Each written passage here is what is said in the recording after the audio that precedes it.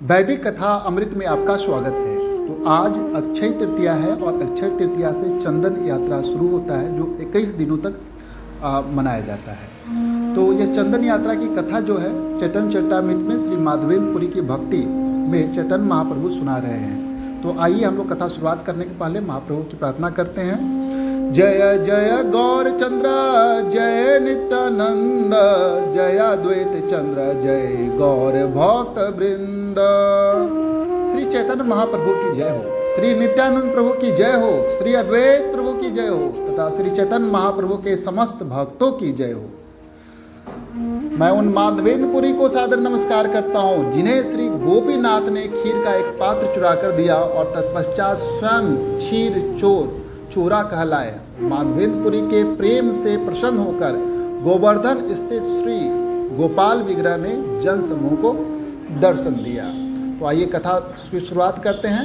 यह कथा शुरुआत होती है जब चैतन्य महाप्रभु छत्र भोग के मार्ग से गुजर रहे हैं और वहाँ पर वृद्ध मंत्रेश्वर पहुँचे जो उड़ीसा की सीमा पर है।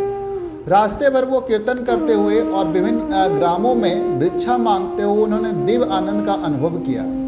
इस प्रकार वे रेमुना नामक सुप्रसिद्ध गांव पहुंचे जहां गोपीनाथ का अर्चा विग्रह है।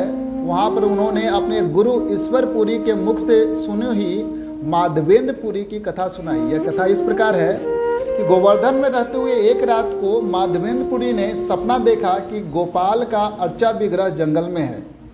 अतः अगले दिन उस अर्चा विग्रह को जंगल से खोद निकालने के लिए उन्होंने अपने पड़ोस के साथियों को उनके साथ चलने के लिए निमंत्रित किया।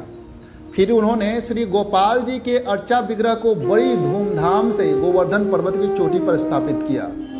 गोपाल की पूजा की गई और अन्नकूट उत्सव मनाया गया और इस उत्सव का सर्वत्र पता चल गया और निकटवर्ती गांव के सारे लोग अनेक लोग उसमें सम्मिलित हुए और एक रात गोपाल विग्रह फिर माधवेंद्र जी के सपने में आए और उनसे जगन्नाथपुरी जाकर कुछ चंदन का लेप लाने और अर्चा विग्रह का लेप करने के लिए कहा। और यह आदेश पाकर माधवेंद्र तुरंत उड़ीसा की ओर चढ़ पड़े।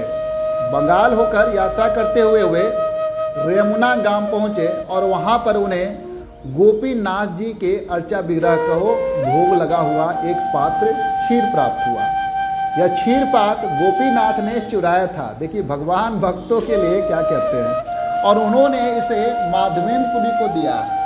तभी से गोपीनाथ विग्रह क्षीर चोरा गोपीनाथ कहलाते हैं। अब जगन्नाथपुरी पहुंचने पर माधवेंद्र पुरी को राजा से अनुमति प्राप्त हो गई कि वे अपने एक साथ एक मांड चंदन तथा 20 तोले कपूर ले जा सकते हैं। वे 2 व्यक्तियों की सहायता से यह सामग्री रेमुना लाए। उन्होंने फिर स्वप्न में देखा कि गोवर्धन पर्वत स्थित गोपाल जी की इच्छा है कि इस चंदन को कपूर के साथ मिलाकर ले तैयार किया जाए और उसे गोपीनाथ जी के विग्रह पर लगाया जाए।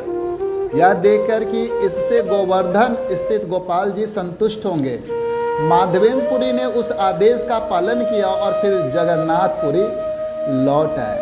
श्री चैतन्य महाप्रभु ने नित्यानंद प्रभु तथा अन्य भक्तों की यह कथा सुनाई और माधवेंद्र पुरी की शुद्ध भक्ति की प्रशंसा की। जब वे माधवेंद्र पुरी द्वारा रचित कुछ श्लोक सुना रहे थे तो वो भावामग्न हो गए। किंतु जब उन्होंने देखा कि वहाँ पर अनेक लोग वहाँ एकत्रित हो गए तो उन्होंने अपने आप को संभाला और थोड़ा सा खीर प्रसाद ग्रहण किया। इस तरह रात वहाँ बिताकर अगले दिन वो फिर से जगन्नाथपुरी के लिए चल पड़े। तो बोलिए जय श्री कृष्ण चैतन्य प्रभु नित्यानंद श्री अद्वैत गदाधर श्रीवासादि गौर भक्त वृंद। हरि बोल। हरे कृष्ण।